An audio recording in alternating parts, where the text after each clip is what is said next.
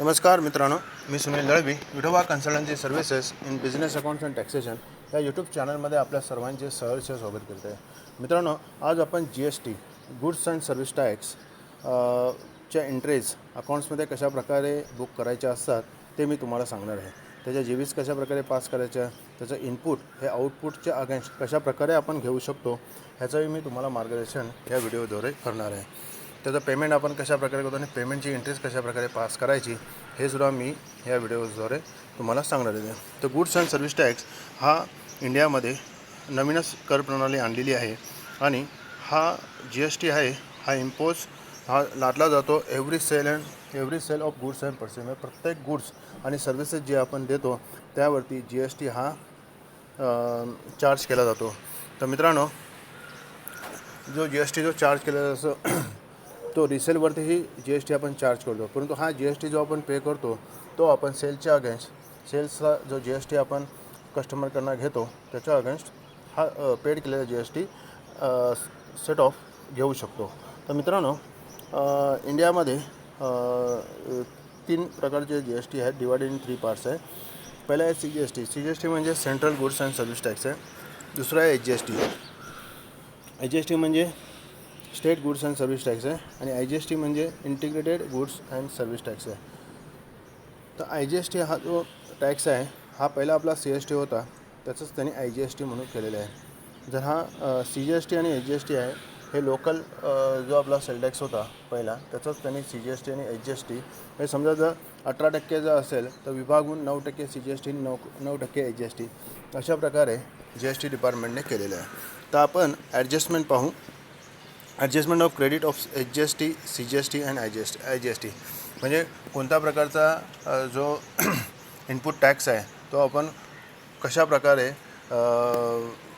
आउटपुटच्या against adjust करू शकतो हे मी तुम्हाला इथे थोडक्यात सांगण्याचा प्रयत्न केलेला आहे.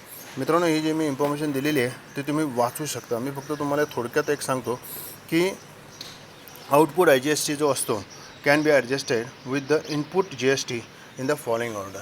आउटपुट IGST म्हणजे जो आपण मटेरियल सेल केलेला असतो आउट ऑफ महाराष्ट्र त्याच्यावरती जो IGST आपण कलेक्ट केलेला असतो तो IGST आपण इनपुट GSTच्या अगेन्स्ट ॲडजस्ट करू शकतो.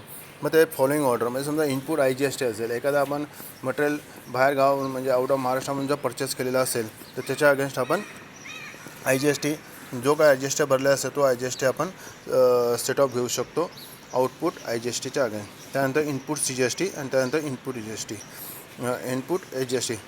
मित्रांनो, तुमच्याकडे समजा बॅलन्स असेल तरी पण तुम्हाला ह्या सिक्वेन्सनेच इनपुट GST ॲडजस्ट करायचं आहे.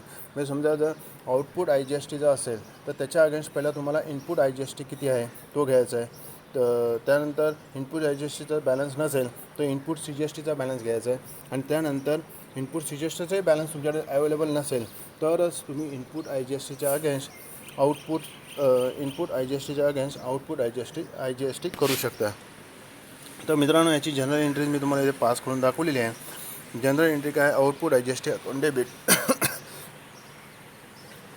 To input IGST to input CGST to input HGST being output IGST adjusted against input IGST, input CGST and input HGST account.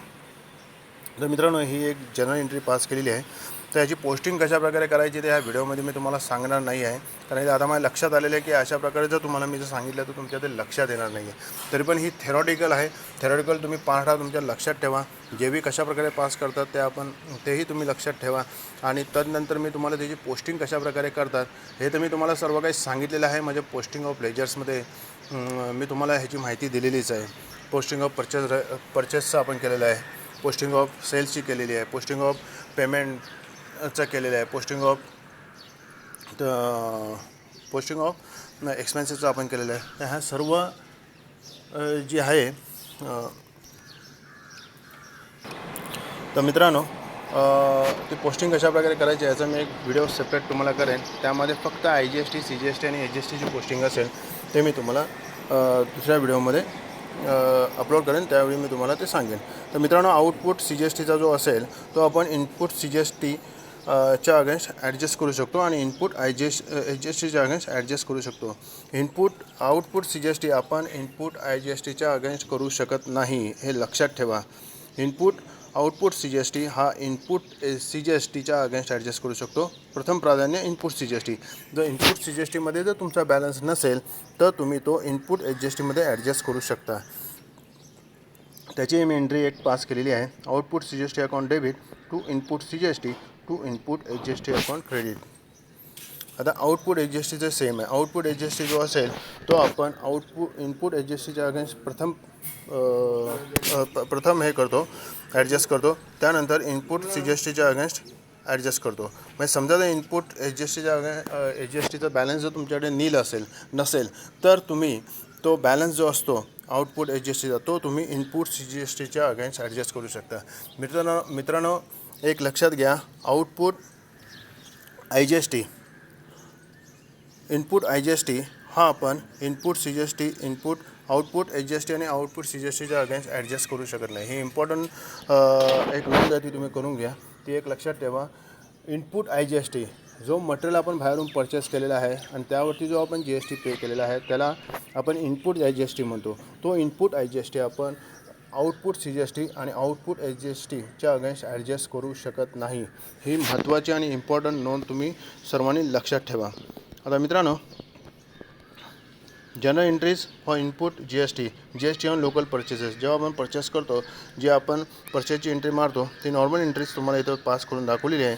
Purchase at rate 9% account debit, input CGST at rate 9% account debit, input HGST at rate 9% account debit to supplier account credit. ही पहिली entry असेल तुमच्या बुक्समध्ये. ही पहिली entry म्हणजे काही आपण purchase केल्यावरतीच आपण जी इनपुटची GSTची एंट्री आहे ते आपण लेजर अकाउंट त्यावरती ओपन करतो. इनपुट GSTचा रेट किंवा आउटपुट GSTचा रेट हा वेगवेगळा असू शकतो. कोणत्या प्रोडक्टला तो 9% असेल, कोणत्या प्रोडक्टला तो 6% असेल, कोणत्या प्रोडक्टला तो 14% असेल. It depends on the commodity. तो असेल तो जो काही प्रोडक्ट असेल त्यावरती डिपेंड असतो. तर मित्रांनो, journal entries for input GST on out of Maharashtra purchases at rate 18% account debit, input IGST at rate 18% account debit to supplier account credit. ही त्याची एंट्री आहे. तर मित्रांनो, आता आपण आउटपुट GSTचं बघूया. GST ऑन लोकल परचेसची एंट्री बघा. Customer account debit to sales at rate 9% account credit to output CGST at rate 9% account credit to output HGST at rate 9% account credit. मित्रांनो, journal entries for output GST on out of Maharashtra sales. Customer account debit to sales at rate 18% account credit to output IGST at rate 18% account credit. मित्रांनो, तुम्ही वेगवेगळ्या tax म्हणजे समजा काही 12%चा असेल IGST, 18%चा असेल IGST, ह्याचे तुम्ही लेजर अकाउंट्स वेगळे क्रिएट केले ना तर ते तुम्हाला चांगल्या प्रकारे माहिती पडतं. तुम्हाला एक कुणीही विचारलं की बाबा 6%चा किती आहे, 12%चा म्हणजे 6%चा CGST HGST किती आहे, ह्यावेळी 9%चा CGST HGST किती आहे, किंवा 14%चा CGST HGST किती आहे. त्याच प्रकारे IGST 12% किती आहे, 18% किती आहे, 28% किती आहे. ह्याचा पूर्णतः तुम्हाला जर तुम्ही सेपरेट लेजर ओपन केले तर तुम्हाला ह्याचा खूप फायदा होईल. तुम्हाला तंतोतंत माहिती पडेल. नंतर तुम्हाला शोधत राहायला नको. कोणी विचारलं तर काय बाबा ह्याचा किती बॅलन्स आहे, तर तुम्हाला ते शोधत राहायला नको. म्हणून आतापासूनच तुम्ही सेपरेट लेजर्स ओपनिंग करा. तर मित्रांनो, मी आशा करतो की तुम्हाला हे जे काही मी मार्गदर्शन केलेलं आहे या व्हिडिओमार्फत ते तुम्हाला अगदी युजफुल होईल आणि तुम्ही तुमच्या अकाउंट्स लाईफमध्ये किंवा ते बिझनेसमॅन तुम्ही असाल तर बिझनेस लाईफमध्ये ह्याचा तुम्हाला भरपूर फायदा होईल हे मी तुम्हाला सांगू इच्छितो. आणि एवढं बोलून मी माझा व्हिडिओ इथे समाप्त करत आहे. Thank you very much.